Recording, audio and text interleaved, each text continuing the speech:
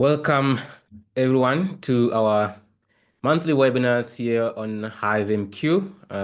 Kudzai Teresa. So we're going to get started, but just before that, we're going to do some quick housekeeping. So this webinar is going to be recorded, and then the link or the video is going to be made available on demand. So you could check our YouTube channel, or that will be sent through to your emails. And if you've got any questions, please do put them in the Q&A sections. We'll reach out, or we'll rather, address your questions towards the end of the session. And if we, don't have enough time for your questions, or we do not have the answers, we are certainly going to reach out to you after this webinar. So today's webinar is going to be about designing an information model for a unified namespace. So without further more to do, let's jump right into it. So again, my name is Kudzai Teresa. I'm a senior industry solutions advocate here at HiveMQ. So basically my role here involves education or evangelizing around smart manufacturing, industrial IoT, digital transformation, and all the likes, and more specifically, the unified namespace. So let's kind of like look at our agenda for today. So as you can see, we've got, a jam-packed agenda for today. So what we're going to, try and do here today is to start with setting the context and talking about the unified namespace approach for digital transformation. What is the challenge? Why the unified namespace is the solution for that? And kind of like also talk about, the functional architecture of the unified namespace, which is also something that we see, a lot of, people asking about and not so clear what that looks like. And then from there, we're going to go into discussing how to sort of like approach designing your manufacturing operations data architecture as part of your efforts toward, building out that unified namespace information model. And then we're also going to talk about standardizing your payload of the informational elements for your unified namespace. And then we're also going to then designing your unified namespace information model. And then, towards the end, we're also going to talk about, two approaches of building a unified namespace. And then we're going to talk about the pros and cons of each. And then we're going to also talk about what, our approach is that we're taking as far as that is concerned, which then leads us to a conversation of a bit about Pulse. We've been talking about, Pulse for a while here. And then after that, we're going to go into a quick demo of, your information model. And then we're also going to do Q&A. Okay, so as you can see, we've got a lot to cover here. So without wasting any more time here, let's jump right into it.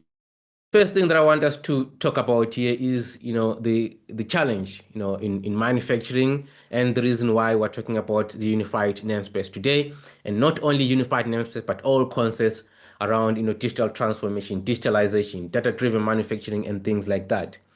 So, I mean, many of you on this call may have specific challenges that you have in your, organization, but broadly speaking, the challenge, that we have as far as, data-driven manufacturing is concerned is the lack of that context from your manufacturing operations going back into your business to help you, build out all these innovative or this, the ability to build out that data-driven organization. And the situation, as you can see here, is that you've got your business planning at the top in the IT level where everything is planned out, and then that information goes down to your shop floor where you do your manufacturing execution. You do all of those, performance tracking, and then you've got your SCADA, PLC, and then you've got your equipment here. And in many cases, a whole lot of this is still done, using pen and paper, kind of like to move information, back and forth. And also in cases where there is, digital, still you don't have that link. Sometimes the MES is not linked with your SCADA system. Also, you don't have that link between your ERP and MES. So it's kind of like, a couple of really disjointed systems, silos, and more importantly, that data doesn't go back up. That context doesn't go back up into your in your planning. So when you produce an order, you don't know what pieces of equipment were responsible for that specific order. You don't get that visibility across your entire enterprise as you execute on manufacturing. There's no transparency, and then there's no opportunity also for you to do some, predictive capacity to kind of like, predict how much you're going to need as far as capacity is concerned, and also build out your adaptability. So that level of context going back, from your OT into your IT and vice versa is, the number one challenge that is really stopping a lot of companies from, becoming data-driven organizations. Now let's kind of like, take a look at the core pillars, that a lot of digital transformation teams, a lot of manufacturing teams are sort of like identified as the things that they need to get right for them to become data driven, or for them to kind of like close that gap and bring that context, from your OT back into IT. So, I mean, these pillars may look differently to what these are kind of like the most common in my experience as I speak to different customers as they go through this journey of digital transformation. So the first one is seamless OT IT integration. So we spoke about this gap between your OT and IT. So the first thing that you really want to be able to do is that you want to be able to easily and quickly add new digital tools to your existing process, and also be able to onboard your legacy systems into your digital infrastructure in kind of like in a very quick and painless way, or seamless way, right? And then this really means that it shouldn't, take you weeks and weeks of customization if you want to bring in, a piece of equipment into your digital infrastructure, because if it requires engineering, then it means it's going to slow down your innovation, or rather it's going to slow down your digitalization agendas. And also, it's going to eat more into sort of like your budget that you have as a company to really, fulfill or address all these data-driven use cases. And in my experience, really, many teams don't have the time and the budget, to really, build out all this custom engineering and things like that. And then secondly, is the unified data accessibility, right? So you want to build a data infrastructure that doesn't just collect information from OT and bring it back into IT, but you also want to really bring it in a standardized manner, and also where it has enough context to really make sense of the data, and also build out the analytics that you want to be able to sort of like push propel your organization to become data driven. And then you want that unified across your entire enterprise. And so that kind of like means that you need to get that data, that clean data, real-time data, and make it available through this common access layer, so that your teams, so whether you're in operations, maintenance, or you're in the analytics department, you want to be able to extract insights and build your AI, analytics on top of that data, without really having to, do a lot of heavy lifting that you typically need to do. And then the third thing is that scalability. You need to be able to scale. So if you implement, one, data-driven use case on one line or on one site, you need to be able to sort of like scale that out and across your entire enterprise. And if that is a challenge where we see a lot of people just, being able to prove, a pilot, but then it becomes difficult to scale. And we're going to go right now into the reasons why, a lot of traditional approaches to this OT-IT integration fails to fulfill all these, these things that digital manufacturing teams have, as far as bridging the gap is concerned. And lastly, there's high data availability. So obviously, if you're going to, use your data to make decisions, you need to make sure that this data is highly available, and it's always available at all given times for teams to use it to make those data-driven decisions. So now that we've kind of like established, what are the, the common sort of like pillars that, companies need to achieve, let's kind of like look at why, the traditional approach of OT-IT integration fails, as companies try to fulfill these data-driven agendas. So again, as you can see here, for your seamless OT-IT integration, there's high complexity. We're going to go shortly into exactly why, what we mean exactly by that. There's also limited data accessibility. There's also limited flexibility to scale. And then you've got unreliable, data availability. Let's kind of like, first of all, talk about the high integration complexity issue. So as I mentioned here, is that as an organization, you want to be able to address sort of like your data use cases. And for example, if you have got an asset reliability use case that you want to be able to address, traditionally what you do is you set up your point-to-point connections to that specific use case. So whether you're connecting to your IT applications or to your OT applications to address that use case, you stand out those direct point-to-point connections. And then when you sort of like move on to the next use case, whether it's a connected worker use case, you sort of like repeat that connectivity infrastructure. You need to set up dedicated connectivity for this specific use case. Again, connecting to all these, IT and OT systems. Now, as you can already tell, this is, only doesn't cost you in terms of time. It's also cost you in terms of, like just the cost of the finance itself, because each time you need to bring in system integrators, if you're integrating data from your SCADA system, MES, or OT, these are all different system integrators that you need to bring in so that you each and every use case. So this complexity is the number one challenge that hinders a lot of companies as far as rolling out their digital transformation using the traditional approaches. And the second issue that I pointed out to is the limited data accessibility. So again, in cases where you do have some digital systems or digital tools, you still do have these silos. You don't have unified access to data. Data still exists in all these different systems, in kind of like these proprietary formats. So, for example, you may have a system where the naming is different from another system, and so not use that information to be able to become a data-driven company, because there's no way to really correlate the performance across different machines or different sites and things like that.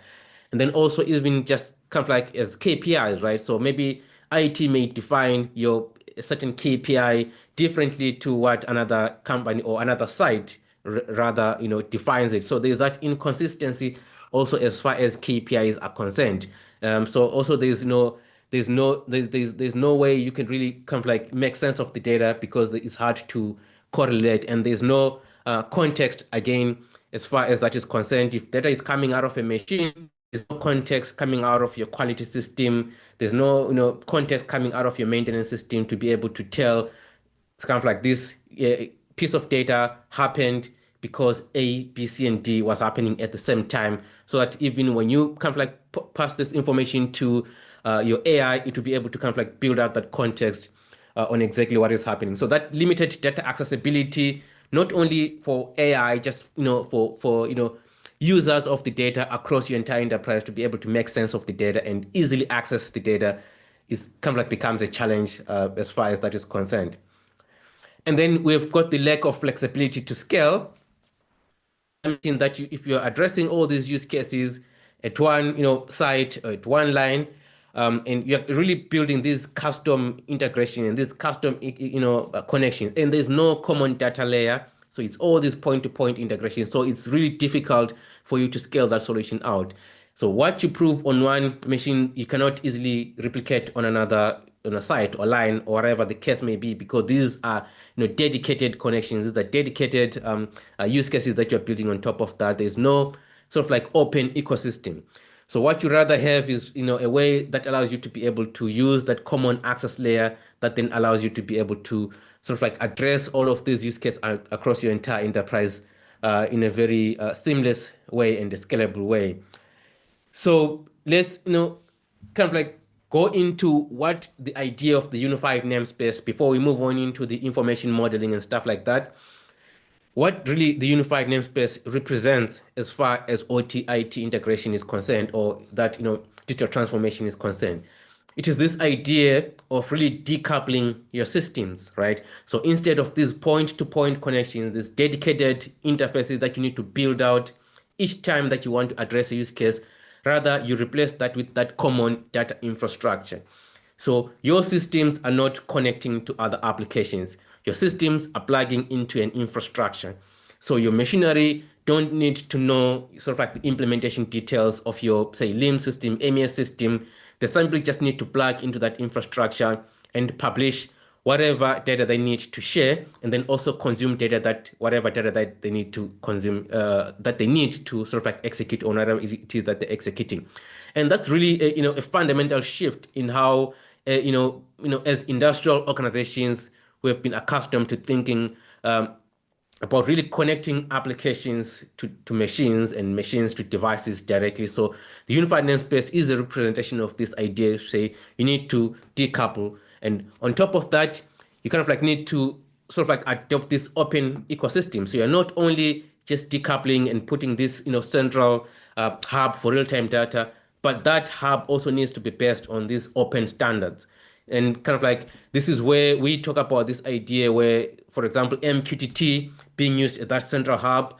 We've seen a lot of systems implementing MQTT. So you've seen kind of like some PLCs, some SCADA systems, LIM systems, and the adoption of MQTT has been really rapid. And that's the idea of an open ecosystem where every application is able to plug into that infrastructure and publish whatever it is, that information that it needs to share.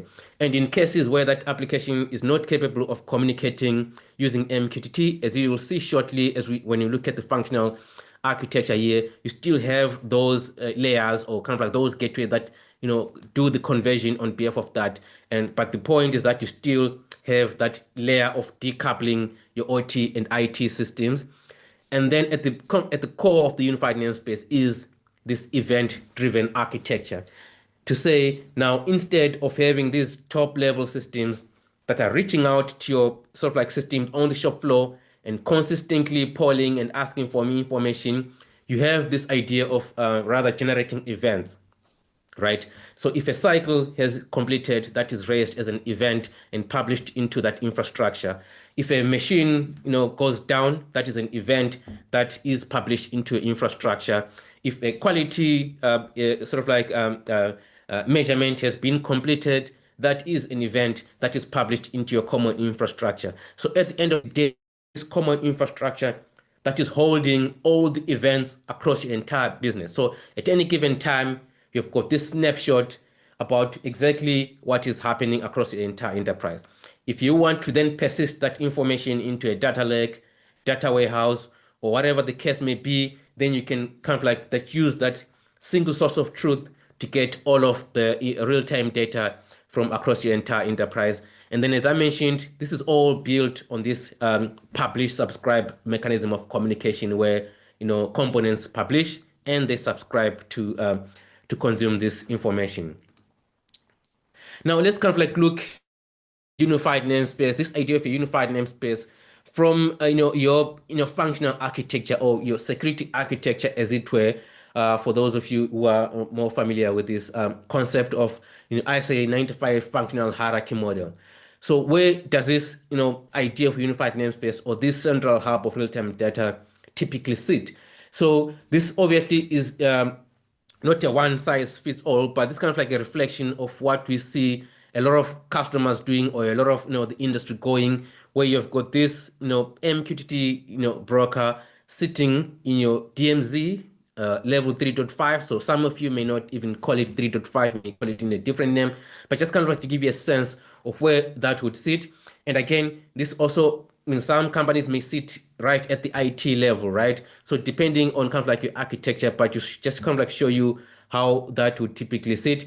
So as you can see in L3, you then have different tools that fall into this idea of a industrial data ops. So again, this sometimes bleeds more into the unified namespace. As you may be aware, these terms are used interchangeably, but the idea here is to kind of like show you that you have got your OT equipment at the lowest level, and then in many cases you want to kind of like create that data aggregation layer. So that data aggregation layer sort of like collects all of your information.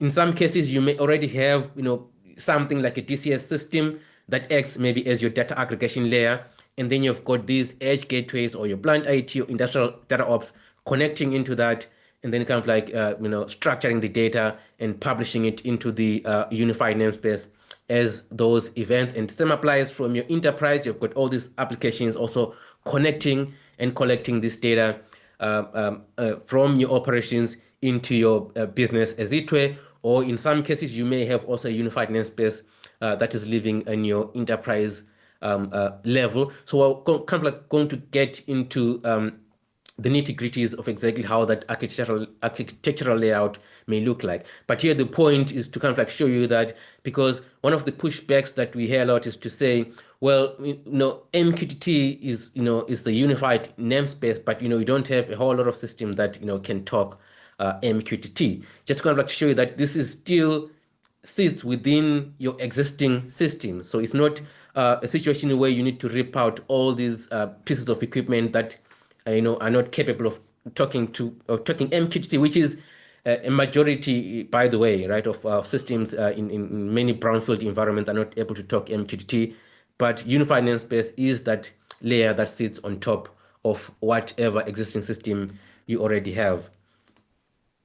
Now, kind of like just to give you a sense of some technologies that surround that unified namespace architecture.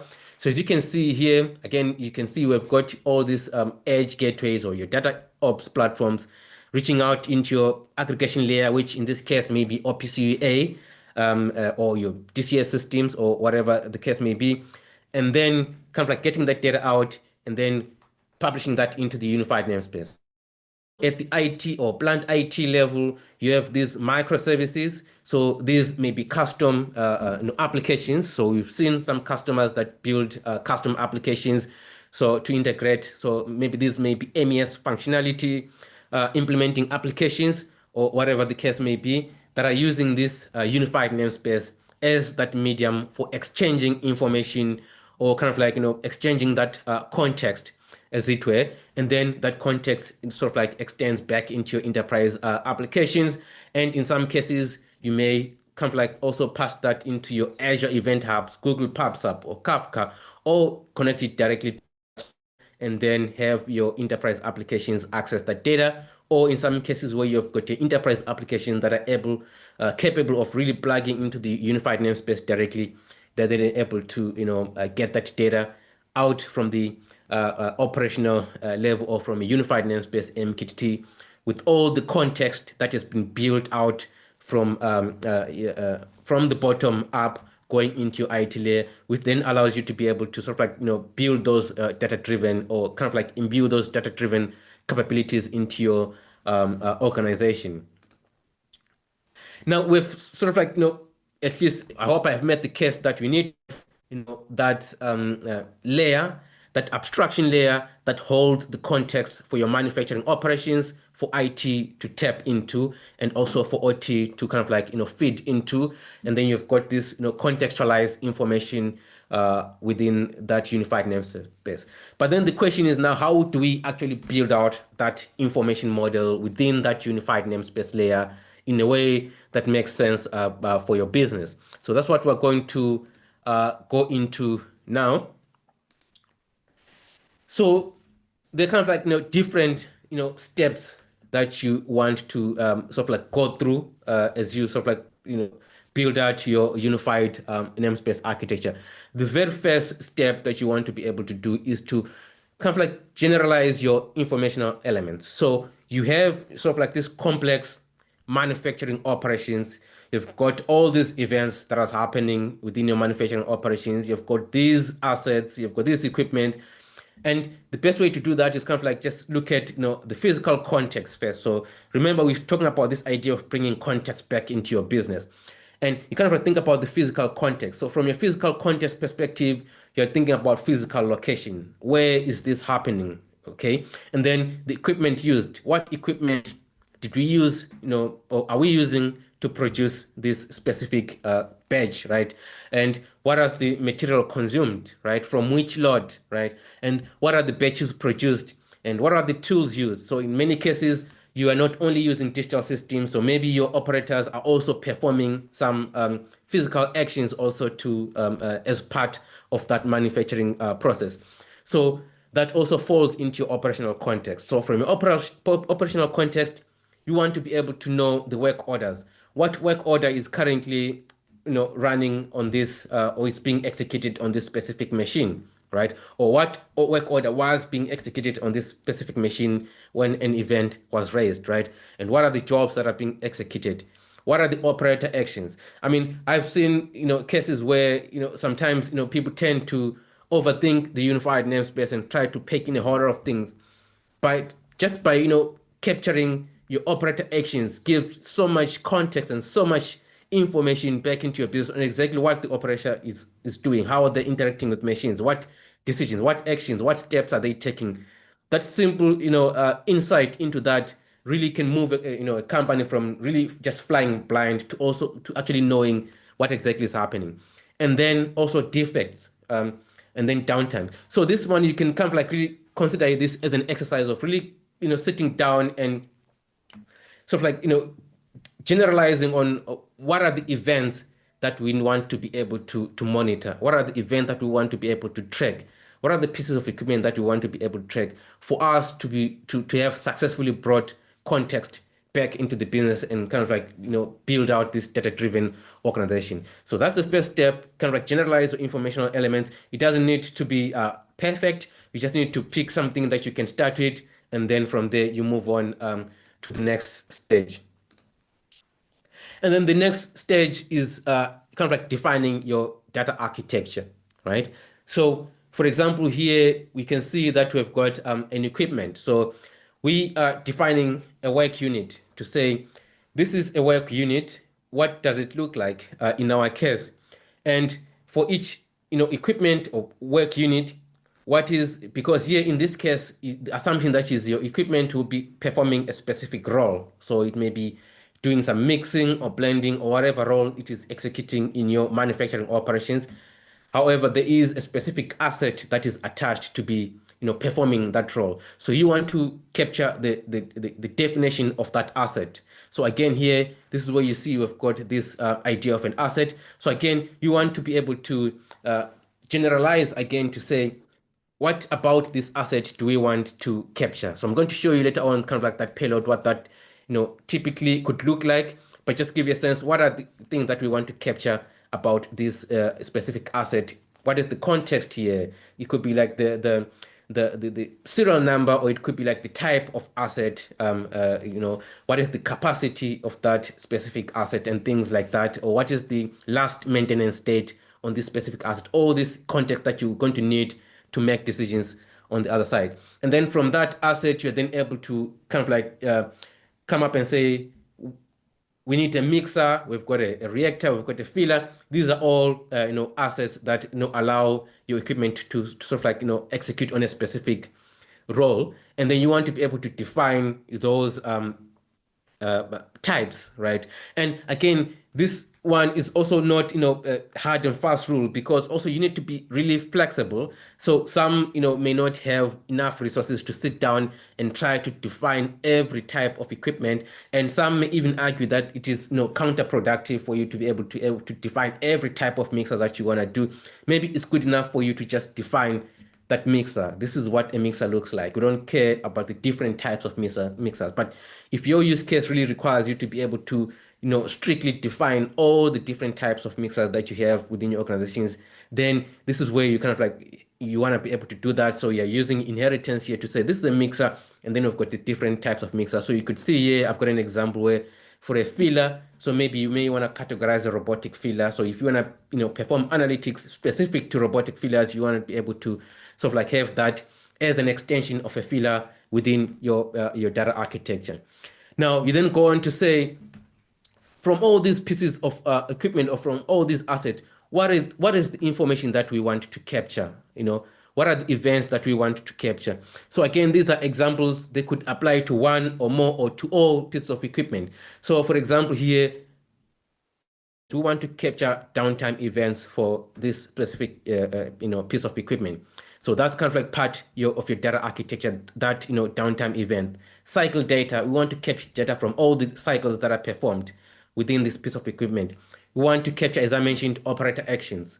We want to capture defects or sensor data. We just want to monitor that telemetry data that is sort of like being emitted by this piece of equipment. And then we also want to the state, right? We want to monitor the state of the equipment. Is it idle? Is it starved? Is it currently down? Whatever the case may be, at any given time, we want our unified namespace to be able to reflect this information. So same applies to your batch. So for each batch, you want to capture the batch events. We want to know each time a batch is started. You want to know each time a batch is paused, each time a batch is completed, or each time maybe you've got a step where you're adding some additives to your batch. You want to kind of like capture that as an event. So you are sort of like defining your data architecture. Now here, some companies that may use technology or standards rather like ISA 95 kind of like to get that inspiration to say how do I build out that data architecture. But some would argue that ISA 95 is too maybe rigid for my organization. It's too complex. So again here, the idea is not to try and really boil the ocean as it were, is to try and generalize as much as possible, because a lot of this stuff can really be extended as you go along. But depending on the use case, you want to be able to say, what is it that I can, do right now? What are the work orders look like? What is the structure of a work order, a material, and a material load?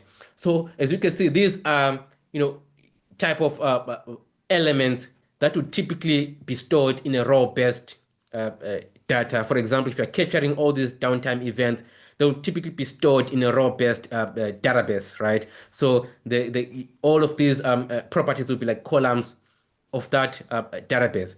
And this also needs to be sort of like selected in a way that would allow you to then, so for example, if you're capturing cycle data, downtime events, and defects, these are the elements that you need to build out maybe a digital twin or an OEE use case, because you know that I need to monitor performance. I need to monitor the downtime, the gaps between when the machine was down and when it came back up.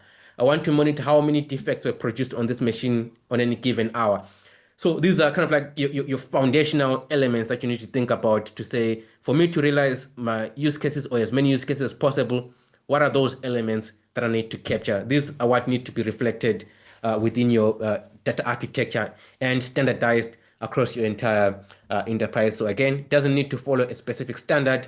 This could be something that is specific to your organization.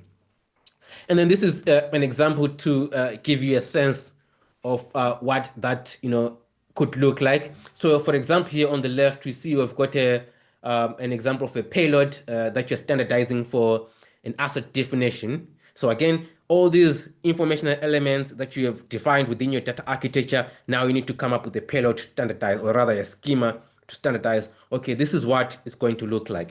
So for example, if you look at our asset definition here, we're capturing the timestamp from when that definition was created, right? The ID of the asset, what's the name of the asset, what's the description, and then we've got a definition where we're capturing the asset type, who's the manufacturer, what's the model, what's the capacity, what's the max pressure, what's the heating method, and things like that. So this is all the context that you need. So in this case, if you're using, say, your MQTT platform as a unified namespace, this is the context or the metadata that would sit within your unified namespace under each asset. So anyone who needs to know any information about this specific asset, they simply need to subscribe to that, to consume that information. From there, they would know this is kind of like the manufacturer. Or once that information is persisted in some form of platform, you want to be able to ask questions, like how many pieces of equipment do I have from such and such manufacturer in this line, or in the last day, in the last month, how many sort of like pieces of equipment from this manufacturer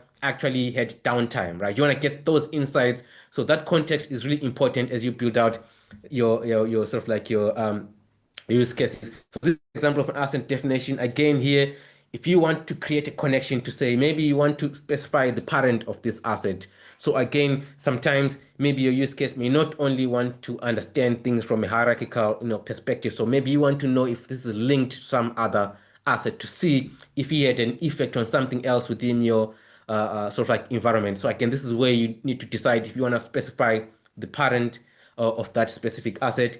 And then you've got the metadata for this schema, because this is likely something that you want to revise as you go along. So you want to sort of like be able to have a way of versioning these sort of like schemas that you all your informational elements. So as you can see here, you've got a schema version, and then we've got the name of the schema, and then obviously you've got the URL of where that schema lives within your organization, and then we've got the source of where that piece of equipment is coming from. Same applies here for the sensor data. So the sensor data in this case, as you can see, it's got the name of the sort of like the equipment where this sensor data is being emitted from, and then you've got the timestamp of if this is being published as a payload, you've got a timestamp on when that payload was published, and then you've got the source.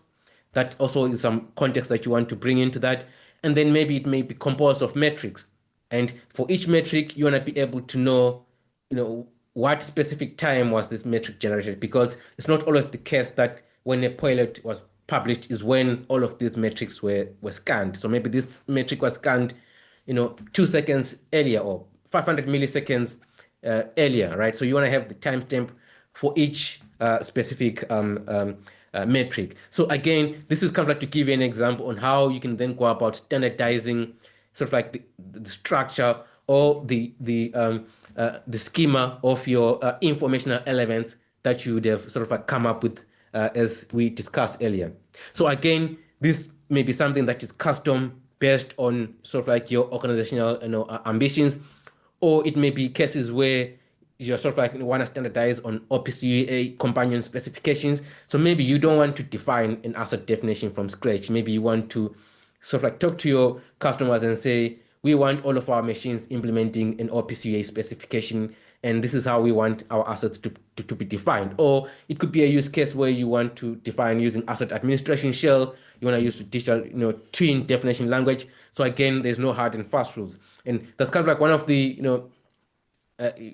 well, the good and bad things I'll say about unified namespace, that there is no really standard, but that is the flexibility that a lot of companies appreciate, because once you kind of like start to sit down and say, we only want to do OPC companion specifications, and we only want to do DTDL, not all vendors are going to be able to support you. It's going to just be a fruitless exercise, and it's going to be cost effective.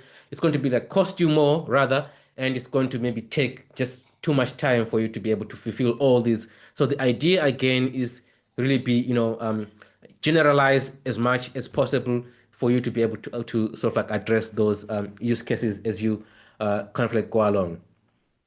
Now we've defined the data architecture, we've defined informational elements, we've defined the payload that goes into those elements. Now the next step is to kind of like then build out that semantic hierarchy, because now you want to be able to then map all these informational elements in that semantic hierarchy for that context, to say, this is our organization, this is how things are laid out, this is how our manufacturing operations is laid out, this is where this piece of equipment sits, and then this is where this sensor data is being emitted from, and this is where this batch is being produced from. The convention is to use the ISA 95 equipment hierarchy model, where you've got your enterprise level, defining where the name of your company, your global industries, and then your site area. And I mean, we've we've been talking about this, and I'm sure you've heard this if you're familiar with the unified namespace being repeated ad nauseum about this idea of using the ISA 95 equipment hierarchy model. But again, also this is not a hard and fast rule. In fact, I would say I've seen a lot more companies innovating around this, because it's just such a diverse makeup of the way companies lay out their assets or their equipment within the manufacturing operations. So I haven't seen actually a namespace or a semantic hierarchy that looks the same. So that's also to say this is a good place, obviously, to start with that equipment, ISO 95 equipment hierarchy model to define the layout of your manufacturing operations. So as you can see here, we've got an area production, and then we've got the blending work center. So within this blending work center, we've got all these different work units. So I've got my mixer 1, mixer 2, and then here, this is where I'm sort of like, sort of like storing my MES context, as it were.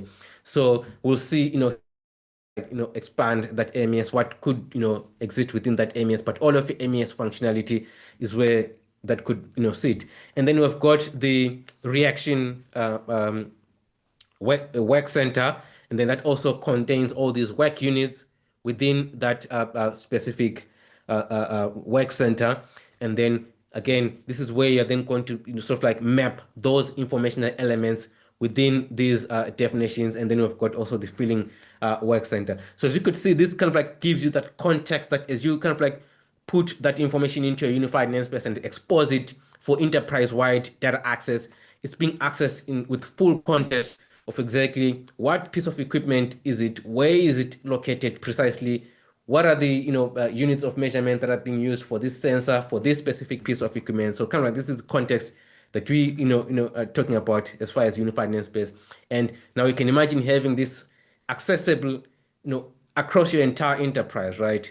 You just need to know that one endpoint that exposes your unified namespace, and you've got access to all of this context, as opposed to what I showed you earlier, where you need to have, kind of like connect to many different systems just to get that, context, and you need to have these dedicated connections, as it were.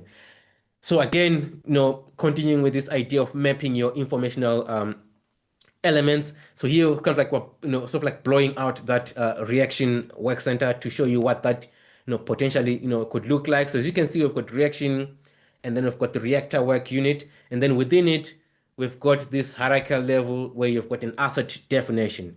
So when I spoke about this idea of being able to subscribe or consume data about an asset definition, this is where you'd subscribe to say the reactor one / asset definition, and then you get that information about the asset definition. And you want to know at any given time who is operating on this machine, right? So you've got an operator element there also. So this kind of like so exposes information like operator ID, and sort of like what's their skill level or whatever information about that operator you want to be able to bring into context at any given time. And then you also want to monitor operator actions, and you also want to monitor process parameters, right? What are the parameters that we're currently working with right now? And maybe you want to stream those into a platform, or into a data lake or data warehouse, or into some dashboard for a process engineer, right? So what are those parameters that we're monitoring, and what are the edge or sensor data? And here sensor data could be things like some sensors that are retrofitted on a machine. It could be some sensors that are sort of like monitoring the ambient conditions. So this could also fall in there. What are the alarms, right? So you want to sort of like have a namespace for grabbing all of your alarms, right? So whether it's the process alarm, you've gone above the threshold, you want that to be published as an event into a unified namespace. You also kind of like need to have that specific namespace to capture that. And then the state, we spoke monitoring state. So again, you want to be able to monitor the state of the piece of equipment. So if that piece of equipment is now idle or is now starved, that is the state of that piece of equipment that is always available within your unified namespace at any given time, and it is published as an event. So it could be propagated from a gateway or from whatever information, or it could be something like a button on an HMI that an operator needs to press to say, yeah, this equipment is dead, it's now gone down. Now we capture that as a state and then reflect that into unified namespace. So as you can see, for unified namespace, whether you need to do some instrumentation or you need to put a gateway, the bottom line, the point is you want to have that layer that decouples your operational sort of like element or operational data and sort of like your IT data as you sort of like bring everything into context. And we spoke about the idea of defect production. So we've got a production namespace under our reactor, and we've got the batch. So this may be a namespace that at the end of each batch, you want to collect all of this information, all the different cycles that were performed within those phases of that batch production. Those are captured, and then they're stored into a raw-based kind of like data storage platform, but they need to be emitted as an event from your piece of equipment into sort of like your unified namespace, and maybe you're counting the number of batches that have been executed. So again, this is to kind of like to give you an idea of exactly what are those things that you could use to sort of like design your information model. And then as you kind of like sort of like blow this out into your blending. So as you can see here, we've got, the blending MES. So under the MES namespace, and by the way, you don't need to call it MES, but the idea here is to say, where do I capture my quality, context? Where do I capture my maintenance context? Where do I capture production context? Where do I capture asset context? All this context from a manufacturing operations is something that you need to obviously factor as you design your information model. So in this case, because these are, in many cases, MES functionalities or different, pieces of software that are, performing quality measurement or maintenance, or the CMMS system that is, capturing all of this information and kind of like generating all these tickets, whatever the case may be. You have that context within your unified namespace for capturing all of this information. If at this work center, we've got a maintenance, that, maintenance is reflected. So anyone who's kind of like going into a unified namespace and asking questions like, okay, can I see what is, scheduled maintenance across my entire factory? Or maybe it's, you're building an AI agent, right? An AI agent that, needs to sort of like schedule your production. So it needs to know what upcoming schedules are available across your entire enterprise or your entire site. Something so as simple as this, having this in your unified namespace, will give that indication to say such and such and such and such a machine has got this, maintenance schedule coming up. That's the current state of things, right? So this is where you capture that. And then yeah, so actually this is supposed to be ERP. So this is data that is coming from your ERP system. So that could be a production order that is, published to your area level. So in this case, you may not know where you want to execute that production order, right? So this is where it sits, and then your MES system or whatever system is then responsible for scheduling based on, availability or capacity, is then consuming that information and then scheduling it across the different work centers or work units or whatever the case may be. So the unified namespace, one thing also to emphasize is that it's not only a medium for just collecting your asset information, your sensor data, and bring it back to your IT or to your applications. It is also a medium of exchanging, of really orchestrating your work, right? Your manufacturing workflows, right? As you could see here, you've got a production order that is published by the MES system, but the ERP system, the MES system is subscribed to that event and monitoring it. And then when that is generated, the MES system then goes off and does whatever it needs to do outside of the unified namespace. When that is done, that event is published back into the unified namespace to say, hey, this order is complete. And then that information goes back into your IT. So the unified namespace is a medium for exchanging events, not so much about really performing transactional. So it's not an ERP system sending a command to an MES system as it were. It's an ERP system raising an event to say, hey, I've got a customer that needs this order executed. It doesn't care who's going to pick up that event or who needs to listen to that event, right? It just needs to communicate that across your entire enterprise and have that reflected within your unified namespace.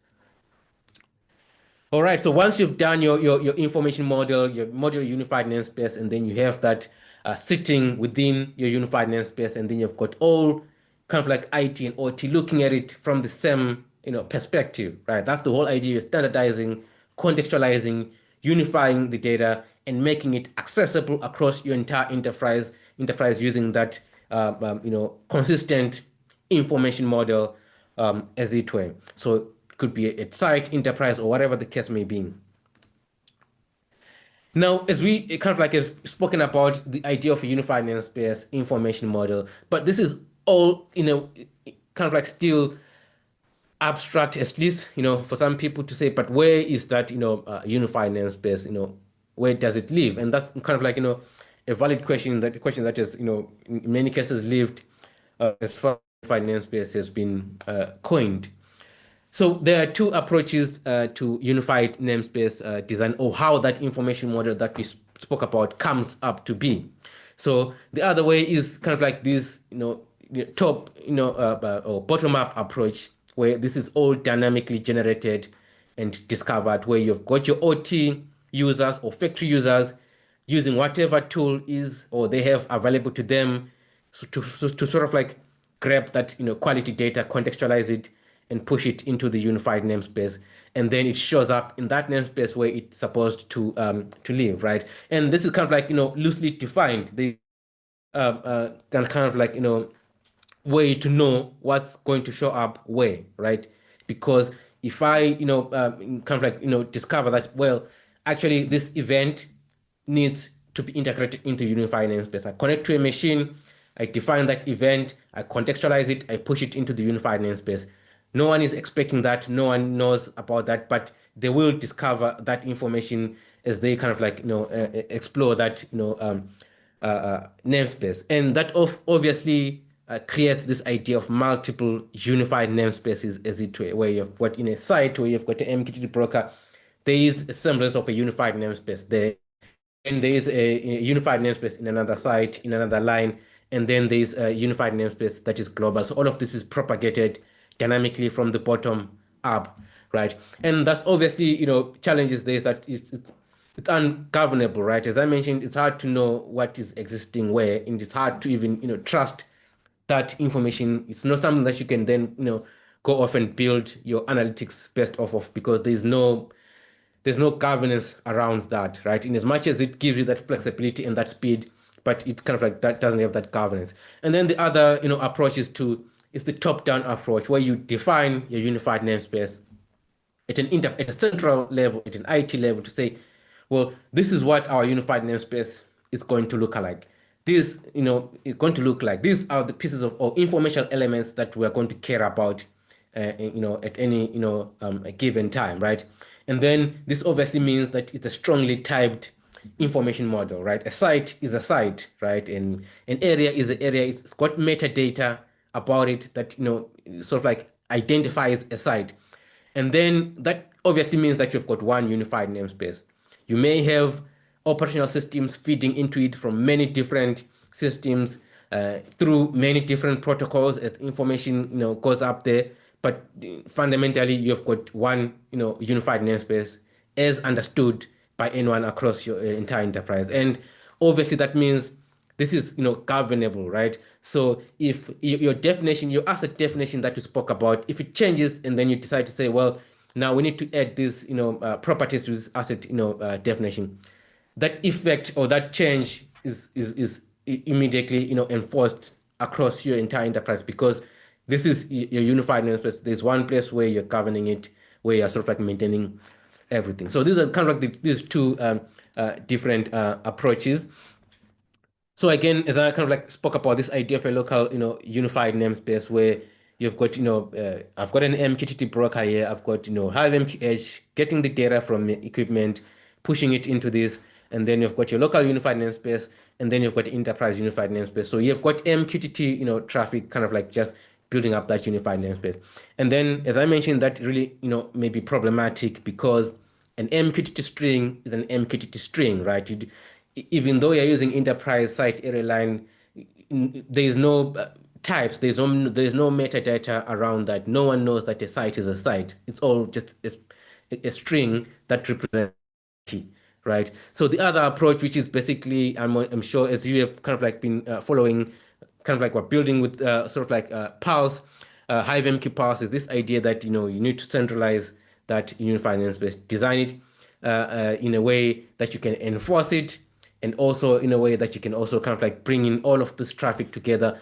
Now it's no longer just MQTT traffic, right? It's an information model. It's a strongly typed information model, where a compressor is a compressor, a site is a site, and then it is being fed by an MQTT traffic, or it is being fed by whatever you kind of like want to feed that information model, here for information model. So as you can see here, I've got a Pulse server where the unified namespace lives, and then all of this data from across, my entire real estate is being propagated, or rather is a reflection of what is defined here at a high level, or at an enterprise level, which then allows you to be able to build out all these, discovery of information, maintaining a data catalog, knowing exactly what is what, and enforcing policies, and all these things that you really need to really, create trustworthy unified namespace that you can really depend on as you sort of like, transition into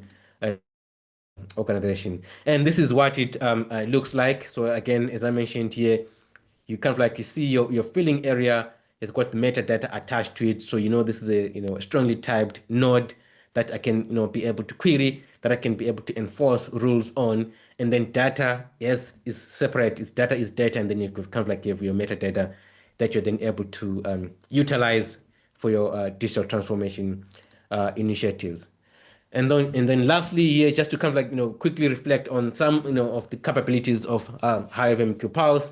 So again, it's the real-time events, as you saw that MQTT backbone capturing all of these events in governance, right? To be able to transform this data in flight. So as I mentioned, you've got your policies that allows you to transform data to conform to whatever it is that you are governing centrally, and then you maintain that data catalog to say this is what we have at what site and at what area, and this is kind of like how it looks like, and then have some semblance or some form of historical analysis, as it were, for all these data points that are being generated from these uh, uh, nodes. And then that obviously makes it AI ready because you've got all this context, all this metadata, and all this data available in that one single place. Right, so I think we do have a few minutes here to see if we've got any questions in our Q&A section. All right, let's see if we can find that.